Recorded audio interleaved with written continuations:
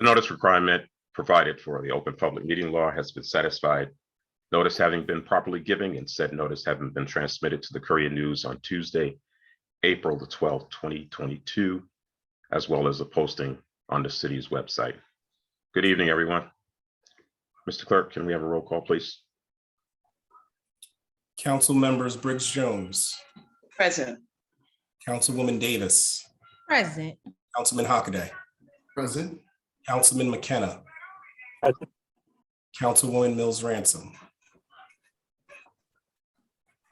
Absent during roll call. And Vice President McCray. Present. Council President Good. Present. We have 6 members present and a quorum. Thank you, Mr. Clerk. So we have unfinished business. This evening, the Plainfield Municipal Council will conclude its budget deliberations on the 2022 calendar year municipal operating budget. During tonight's session, we will be hearing from recommendations from the CPAC through the chair, and we will also hear any recommendations and comments from our governing body. So with that being said, Chairwoman, Workchair Lady Bright, who is our CPAC chair, you have the floor. Good evening to you. Thank you, Council President. Good evening, Council President and all council members, members of the administration and public. CPAC has the following recommendations. The report was submitted to all the council people as well as the finance director and all committee members.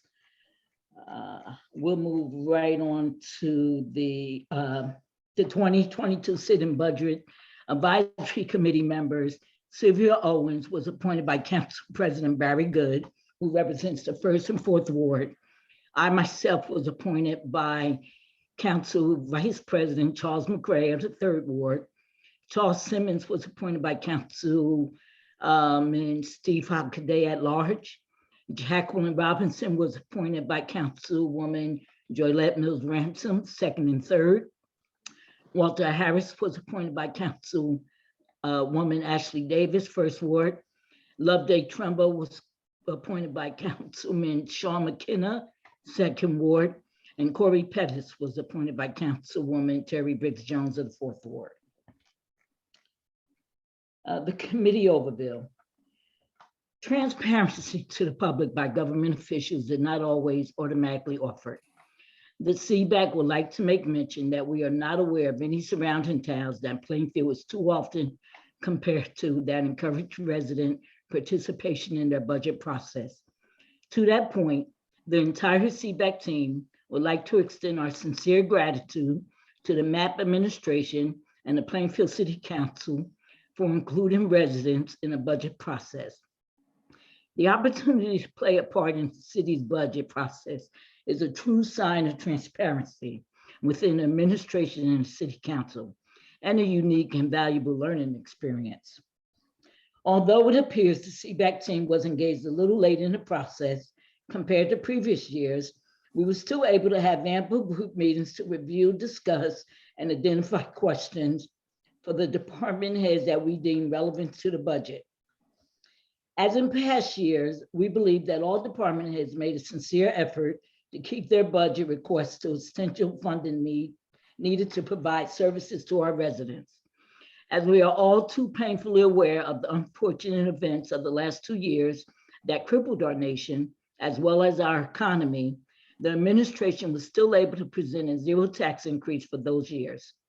As we move toward an endemic and bring more services online, the realization of the increase in the cost of services required to keep Plainfield operating, we feel the proposed tax increase of 1.7% is necessary. The proposed increase will result in approximately $91.96 per household. We are also encouraged by the growth we are experiencing in our city, which would undoubtedly assist with stabilizing our property taxes. While we believe most departments submitted a reasonable and realistic budget, we are offering the following suggestions we feel are essential and should be considered. The general budget process recommendation. Last year, we recommended that CPAC be engaged earlier in the process. And out of the 7 appointees that are percentages reappointed, we acknowledge and appreciate that our suggestion of reappointing CPAC members was taken seriously and implemented.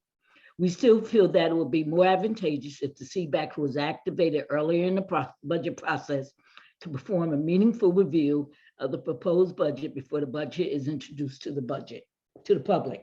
Excuse me. While this year's budget presentation was more substantive compared to last year, however, a detailed account of funds requested to accomplish goals will be beneficial to understand the requests. While we clearly understand how difficult it may be to get community involvement, considering the diversity that is Plainfield, we would recommend that all groups are represented whenever possible.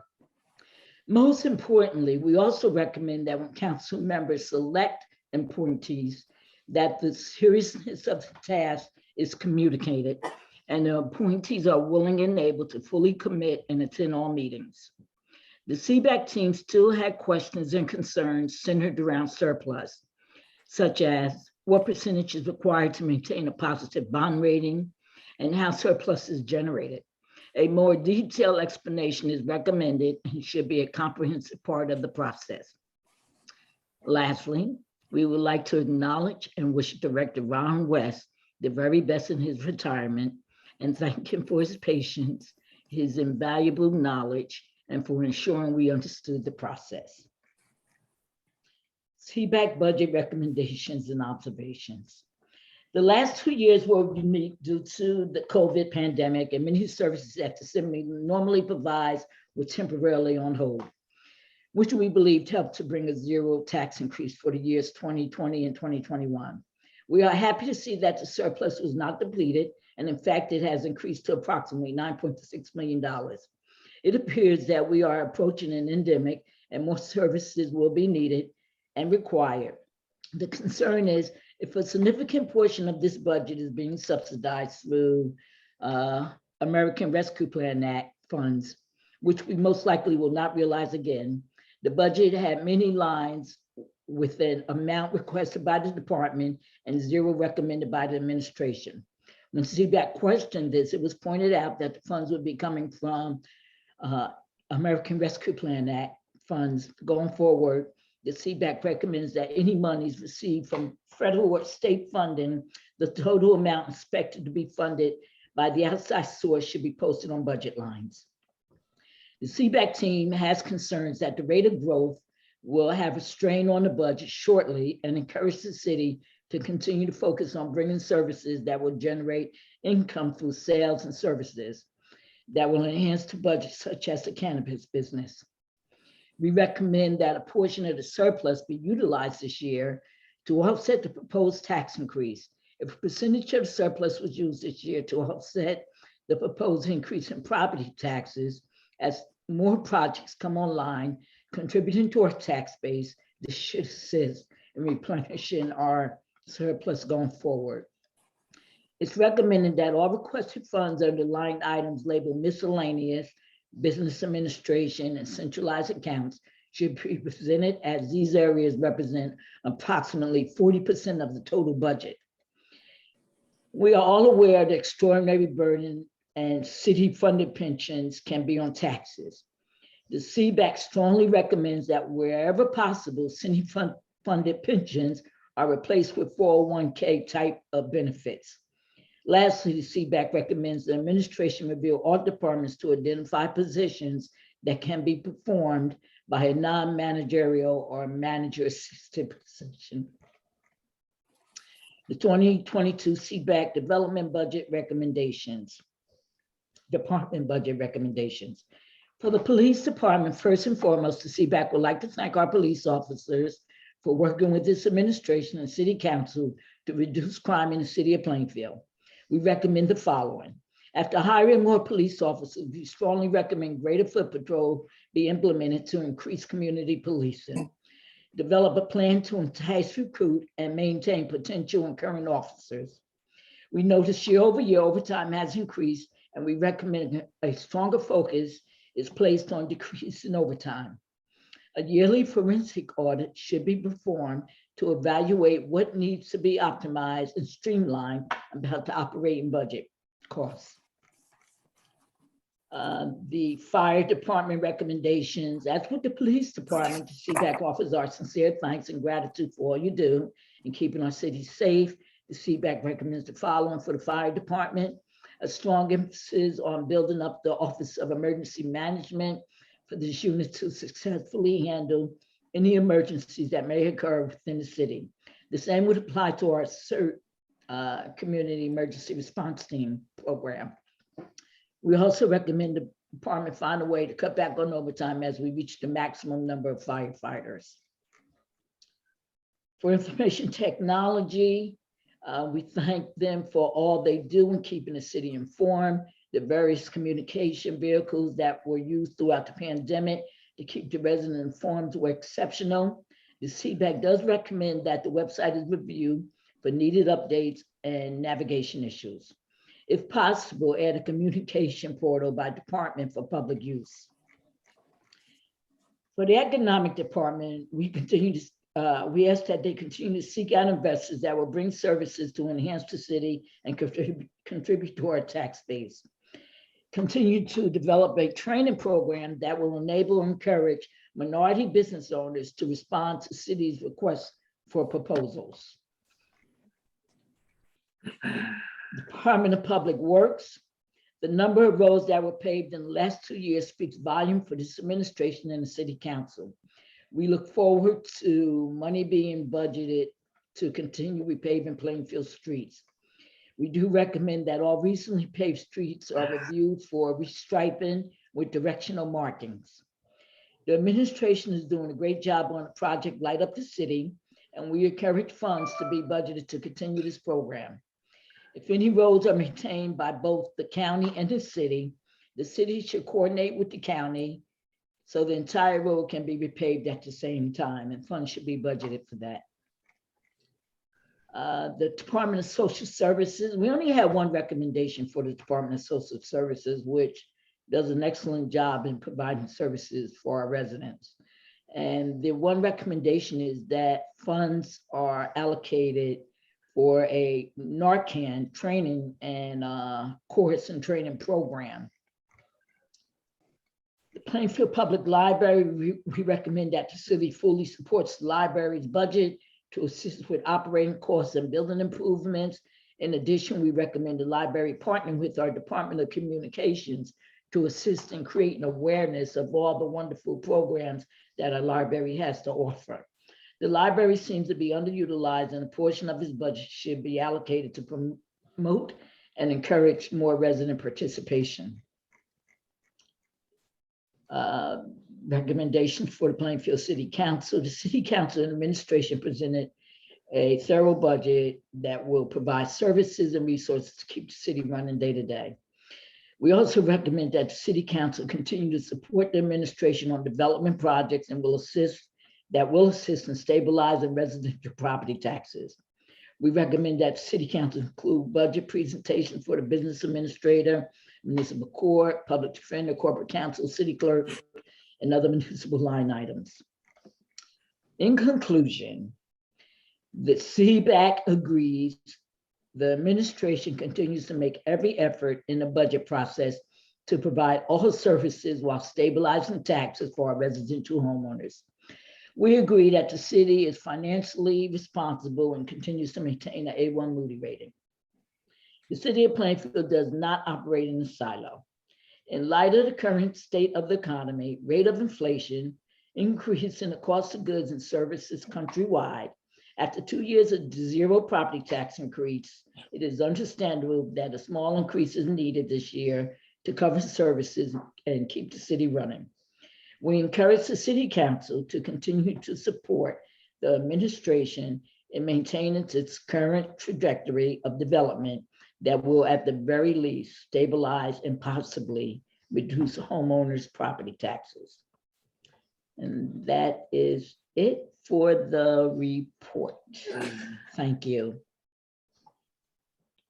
CPAC Chair, thank you so much for a You're very, welcome. very thorough report. from the CPAC members. Let me just say, we thank you, each and every one of you, for your service. We know that this is something that you didn't have to do, but the fact that you rendered your time and services to the budget, we appreciate you on behalf of me and my colleagues. We appreciate you so much. Now I'm going to yield the floor to my council colleagues. Any questions?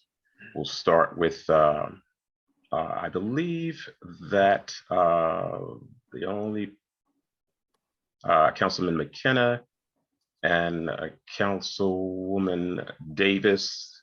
I received emails that there were no questions from you, and I believe Councilman McKenna submitted his questions to myself as well as the Finance Committee. So we appreciate that.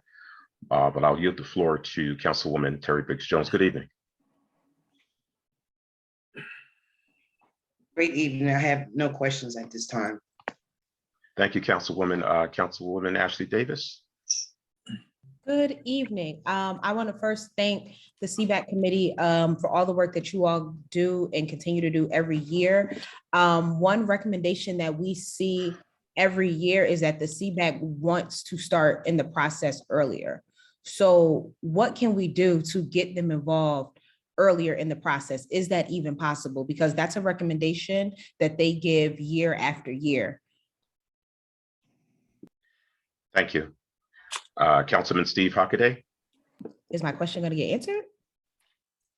Well, Like moving. mark at the end. Oh, that was a question. Okay, well, my suggestion would be to get them involved earlier, would be to reach out to them prior to the budget process. I think this year there was the appointees that we decided that we wanted on the CPAC. There was a little bit of communication problem with some of them. And next year, I recommend that we start the process a lot earlier. We have our process, then we should pull them in as early as possible. So Councilwoman Davis, does that answer your question? I mean, not really, but I'll take it. Well, thank you. Councilman Hockaday, please, you have the floor. Thank you. I just like to echo congratulations and great gratitude towards the CPAC committee for volunteering their time.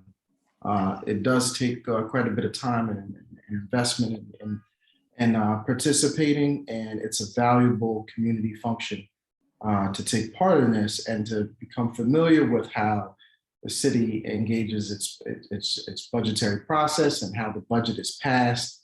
You gain valuable insight in terms of the city and where our priorities lie through our budget. So I'd just like to thank all the CPAC members for being willing to step up for this. Thank you, Councilman. Councilman McKenna. Yeah, I just want to maybe get clarification first from Chairwoman Bright regarding elaborating a little bit, and it's been said multiple CPAC meetings.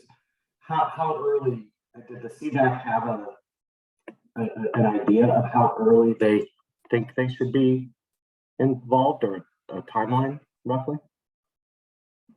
I don't know if you can hear me. It looks like my computer froze. You can hear me? We can hear you. Yeah.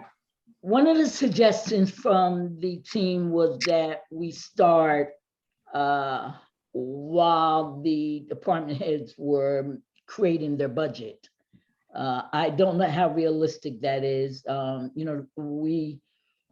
know we're not tasked with getting involved with the day-to-day, but that was one of the ideas that the team actually came up with, was getting started or being involved when the departments were creating a budget, at the very least, before the budget is presented to the public or introduced. Okay, thank you. That's very helpful. I would just say that I think playing off of a little bit of what the CPAC mentioned regarding the pressures of inflation and things like that, that we also are aware of those pressures on the taxpayers. And I think that the fact that we do have federal stimulus funds that help us with respect to recovery from the pandemic and increasing some services in the city also means that we need to be cognizant of the fact that we need to not get any further into the residents' pockets than we already are, and kind of tighten our own belts a little bit with respect to some of the spending, and especially when it comes to some of the enhancements that we're always talking about that we're making with software and hardware and processes that should be making things less labor intensive and cutting some of the salaries over a period of time. And I don't see that. We keep growing the city headcount. So, you know, as far as I'm concerned, I think we need to make the necessary cuts. And I didn't submit any questions. I don't know where Council President Good got that, maybe just from my email about amendments to the budget. I think we need to find cuts in the budget so that we're flat again, if not below. So then I sent those along. Thank you. Thank you, Councilman McKenna. Council President, if I could just answer the question that, go ahead. Okay, thank you. I'd like to speak on the two things. One is the cutting regarding salaries and headcounts. And the other thing is the question that keeps coming up about involving the CPAC earlier. I just want to make sure that everybody is aware of our process on our end so that you see how it becomes a challenge to know when to include the CPAC. So the department heads work on their budget individually. And then we, both the Director of Finance and myself, meet with each department head individually, go over their budget line by line in a very thorough, multiple hour-long meeting. And we really figure out what's essential, what's not essential. We make a significant amount of cuts at that time during that meeting. And there's a lot of items that we star, as a maybe. We got to come back to this, see where else we're cutting. Maybe this can happen, maybe it can't. Then once we've met with everybody, every department head, and kind of studied some of the requests that they've made to see if they make financial sense for us, then we go back, have a second meeting with them, let them know, okay, now this is going to get cut or it's not for the things that we had starred. And then after that process, and this year was a little different because we also had union contracts going on concurrently. So we had to, factor that in as well. Once we've honed that budget, that's when we bring it to the finance committee. So it's a rather lengthy and laborious process before it even gets to the finance committee. And it requires, it's very nuanced. And so I'm just not sure that it would be appropriate for residents to be involved at that level. I mean, we're really in the weeds there. We couldn't be any more in the weeds. So I think it would be a level of detail that's really, unnecessary at that time. But once we bring it to the finance committee, that's our baby. We've honed that and we're ready to give it up. So maybe that, is something we could talk about. The process is unavoidable. It has to go just the way you said it. So, I mean, but it would behoove us not to be proactive in finding out who we want to represent the wards accordingly. And I believe someone mentioned earlier how it's important that each CPAC member knows what's expected, the time that will be involved in taking on that challenge, and just to make sure that they're up for that challenge. And then that way they could represent accordingly. Yeah, I just wanted to make sure everybody knew what we're doing in those months leading up. Thank you, B.A. Levinson. Appreciate that. Councilwoman Joylette Mills Ransom. Thank you, President. I just want to say thank you to the CPAC members, especially my member who was overwhelmed, but she said, yes, I'll come back anyway. I appreciate it. I did listen to most of the report. I must say I was not on all the time because I had something else to do. But the part I heard said to me that CPAC did do a thorough job and they understand the job that the administration and the council has to do in light of what's going on in our world today, to take in the inflation piece and the fact that even though we have federal funds, they are not to anyway go toward relieving the taxes, but they can be used in other ways to help relief. So I appreciate that and their understanding that we are doing, and our administration is doing a good job to hold the line. Thank you. Thank you, Councilwoman. I'm going to yield the floor to the Finance Chair, Vice President McCray. Councilman McCray. Yeah, I just want to say thank you to all the CPAC members, because it is a great task that we ask you to perform, and it's valuable because you are the voice of the public. I hear many times about the word transparency, and I don't think we can be more transparent than when we have citizens take a look at the budget and give us feedback on the budget. And the budget, once it has passed from the administration, it now becomes a council budget. And we are now tasked with making sure that this budget will meet the needs of the citizens of Plainfield. So I really want to thank you guys for really digging in and giving up all your time to make sure that this is a budget that you can live with, because remember, you're taxpayers, we as councilpeople are taxpayers, and this affects all of us.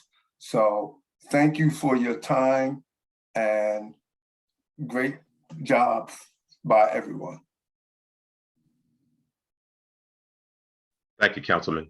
I agree with everything that you said. I believe we have done the citizens of this city a great justice serving, whether it be CPAC or members of the governing body. This budget is an awesome budget, and we will move forward with it, hopefully. And again, CPAC, we thank you all for your work. We cannot thank you enough for you volunteering your time and doing what you have done for this particular budget.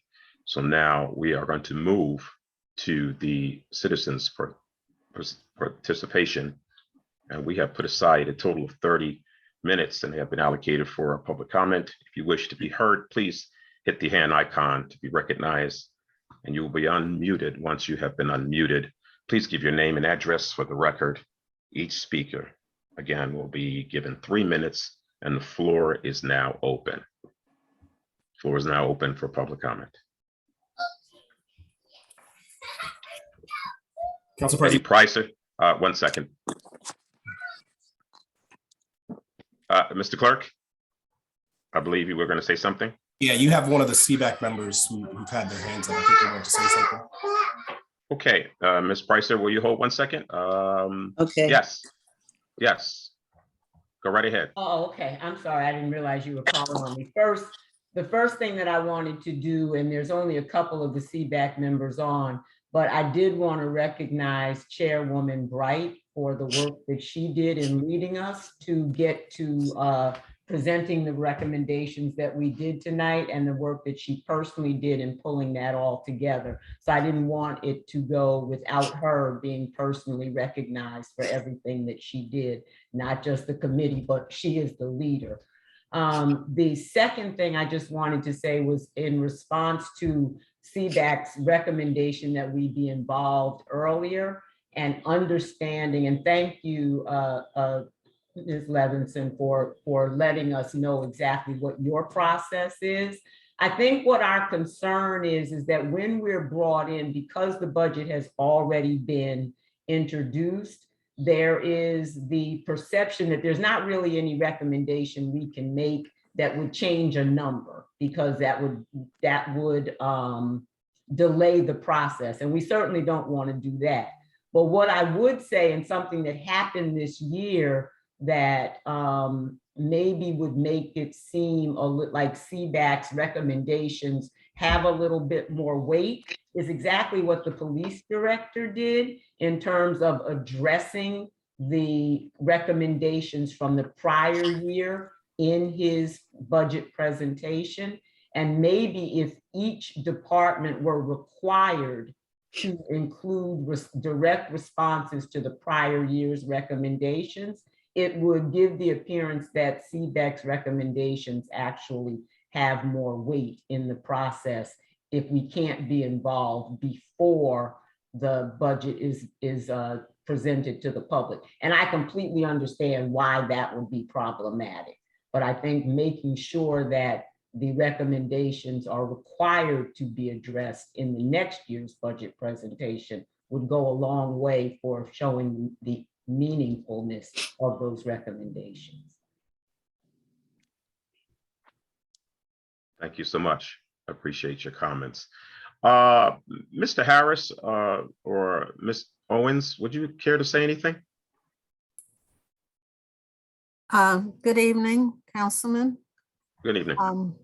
I find that the recommendations from the committee are within what I would feel, because I'm new to it. And when I was asking, I said, well, if it's already approved, what good are we doing? And then they explained to me that perhaps some of the recommendations would be followed next year for the next budget, because I kind of felt that if I look at it, I was wasting my time if we couldn't make any changes to it. But now I understand why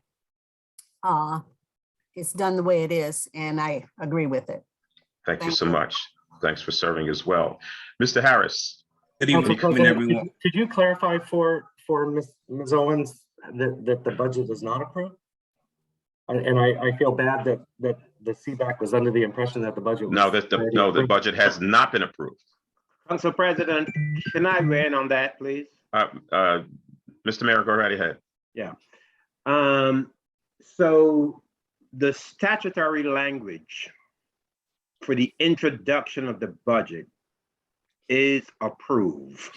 There are 2 steps in the process, and there could be 3 depending on if there are amendments.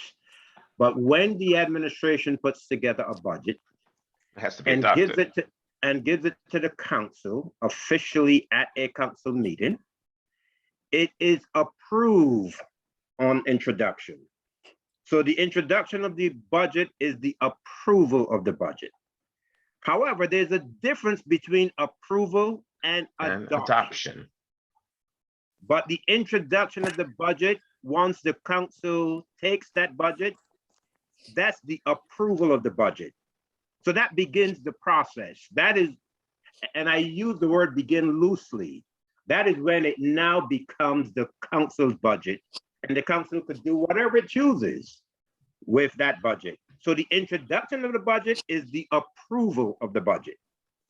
Then you go through the process of budget hearings. And at the conclusion of the budget hearing, there may or may not be amendments recommended. If there are amendments, those amendments are officially introduced by resolution. Depending on the size of those amendments, they may have to be advertised.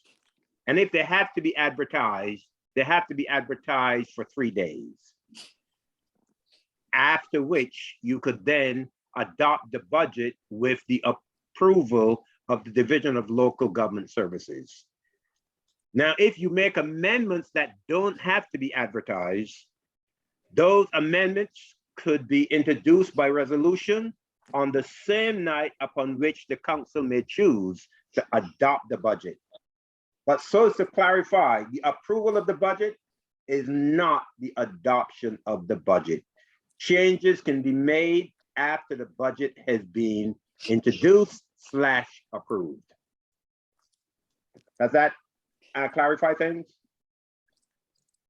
Thank you, Mayor. All right, you're welcome. Mr. Harris? What the heck? Good evening. Good evening, everyone. Honorable Mayor, council people. I just, first of all, I'd like to say thank you to Honorable Councilwoman Ashley Davis, and for allowing me to represent the First Ward in the city of Plainfield on the CPAC committee. I had a unique opportunity this year to intern with the city of Plainfield this summer, and I was able to put faces and things to the line items. And I'm confident, and I could say that with even my constituents, my fellow Plainfieldians or Cardinals, that we are moving in a good direction, budget-wise. We're cutting back on wasteful spending. We're trying to streamline spending more where we don't cheat ourselves, but we're streamlining where everybody wins, and we're creating a win-win situation in Plainfield. So I'm very happy with that. Also sad to see Councilman Davis not seek a second seat or re-election, but I just want to say thank you to everybody and the opportunity to serve on the CPAC committee. This is my 3rd year, so thank you. Thank you, Mr. Harris. We appreciate your comments. Ms. Pricer, we appreciate you staying on, and we apologize for the delay in you making your comments. Would you please give us your name and address for the record before your comment? My name is Betty Pricer. My address is 970 Belvedere Avenue. Good evening. Hi. I trying to talk about the budget and specifically the amounts that have been allocated as salaries for the coming year.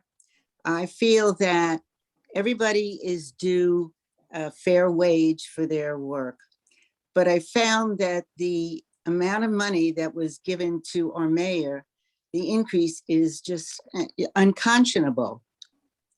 It's just outrageous that he should get such an increase in his salary when I may be wrong in this, but I've heard that he has other jobs as well. So he's not a full-time person.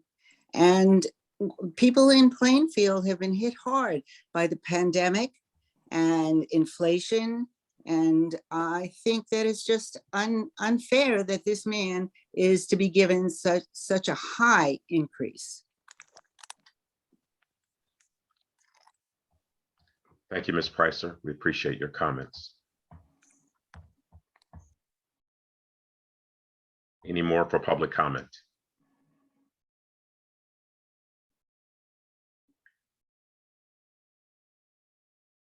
May I have a motion to close public comment, please? So moved. Seconded. All in favor? Aye. Any opposed? Any abstaining? Public comment is closed. Councilwoman Davis, you have your hand up. Yes, I also just wanted to clarify, I know some of the CPAC members were under the impression that their recommendations could only go into next year's budget, and that is not the case. We could very well entertain their recommendations for this year's budget. So I just wanted to clarify that for the members of CPAC that were still on. Thank you so much. And once again, and it bears repeating, thank you, each and every one of you, especially our CPAC and Chairwoman Bright, for taking on the task of leading the CPAC committee. That being said, motion to adjourn. So move. Seconded. All in favor? Aye. Aye. Any opposed, any abstaining? Motion carries. Good night, and thank you so much. Be safe.